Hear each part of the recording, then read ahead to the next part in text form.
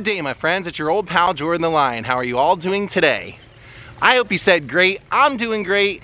Today we're in Tampa Bay, Florida, and what we're going to be vlogging today is a little bit of old Hollywood history. We are going to be talking about, it's kind of a sad story, an unusual story, but we're going to be talking about a Tampa native here that at one time in his life was voted the most handsomest boy in his senior class, but will be known in Hollywood as the monster that needed no makeup. Daze with Jordan the Lion, it begins right now. That's right, look who decided to come. You're gonna come see Rondo Hatton's grave with me, aren't you? Pretty close, it should be right up here on the right. So here we are at the American Legion Cemetery in Tampa to visit Rondo Hatton, who was a lieutenant in the military. And boy, did he really pay for his service. I'll explain it when we find him. People in the office here were very helpful. I was kind of curious as to why there's a regular style cemetery over here and then the rest of it is a military cemetery, and they were telling me that originally when the land was bought, it was bought before women could even vote, and a prominent woman in town petitioned to purchase the land, and so she did, and so the like what they call the top 100 families of that day are buried over in that side, and then the rest became a military. One bit of help that they did give me was they said he's in the very back row.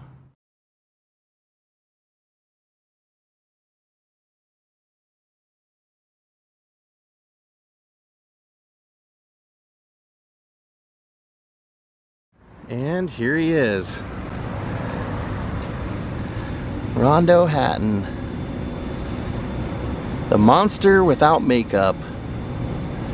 Rondo Hatton's story was pretty incredible. He was not from Tampa originally. His family, his parents were both teachers, and they inherited a family business and moved here to take over the business. And like I mentioned when we started the video, when Rondo was a senior in high school, he was voted most handsomest boy in his senior class.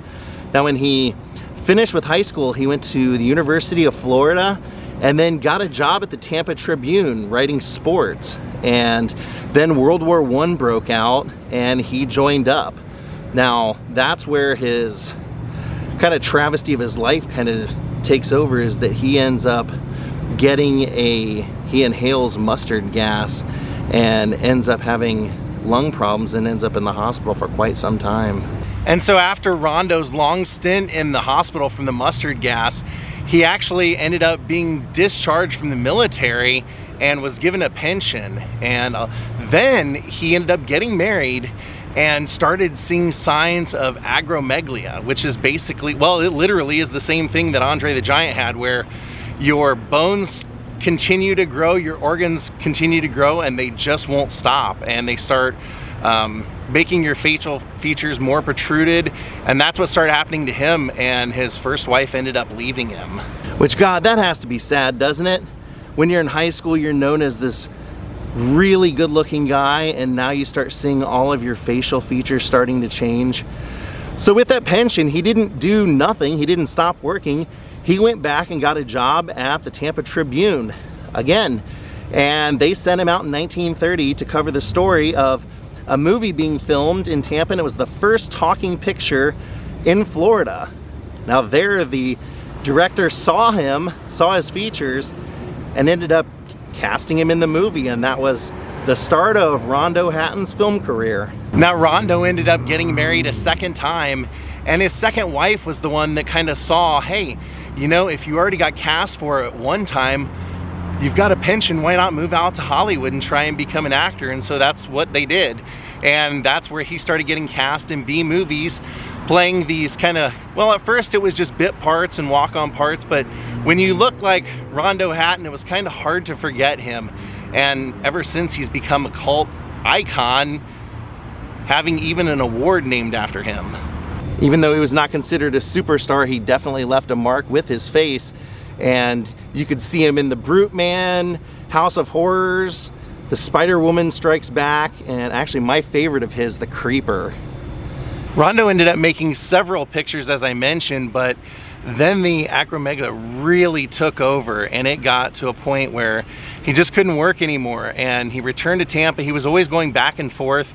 He loved this area and was a very active member in the American Legion, and he came back here and continued to do that until he started to really suffer a lot of health problems. It started out with several heart attacks. In his last days, he became an even stronger believer in God, and sadly, it was at the age of 51 that he was pretty much blind and was diabetic, and he ended up dying from a heart attack. And all of those were attributed to the complications of his acromegaly. But for many years, they believed that it was the mustard gas that caused him to have that. And then later on, I guess they believed that it was actually like Andre the Giant's, where it was a tumor on the pituitary gland that made everything continue to grow. But boy, did he have a rough take in both of it, suffering the lung problems from the mustard gas, and then after that, developing the acromegaly. And they say that acromegaly usually doesn't start showing itself until the teen to adult years. So would have been after he came back from World War I, battling in France. Everywhere I looked, the one thing that I kept finding was what a nice guy he was, how humble he was, and how, you know, it was hard for him to be considered or looked at as just a regular person with what he dealt with. And like I mentioned, he's remembered through an award by his name, the annual Rondo Hatton Classic Horror Awards. They're presented to the best DVD collection, the best DVD commentary, the best extra, and the best magazine article. Now in the office here, they did tell me that they have one of the Rondo Hatton Awards inside, so we're gonna go take a look. But they said in order to be buried here, because this is the only veteran cemetery in Tampa, that you had to have served and you had to be cremated. And they said if you have a spouse and they want to be buried here as well, that they would put the spouse's name on the opposite side of the headstone, which Rondo Hatton does not have. So his second wife, and I believe they also divorced, is not buried here with him. He's here alone.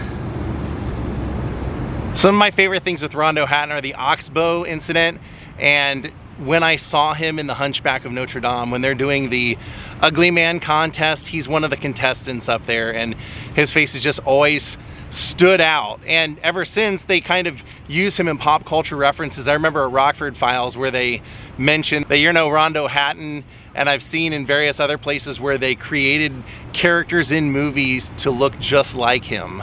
And I also always mention how much I love the Rocketeer. They actually recreated a prosthetic of his face for one of the characters in the Rocketeer as well. Always as an homage, never making fun of or anything like that, always an homage. And I was really surprised to find out that the director of the original Texas Chainsaw Massacre had considered himself somewhat of an expert on Rondo Hatton's career. Now let's go inside and see if we can't see that award. And then right here in this case, there it is. It's even a bust of his face.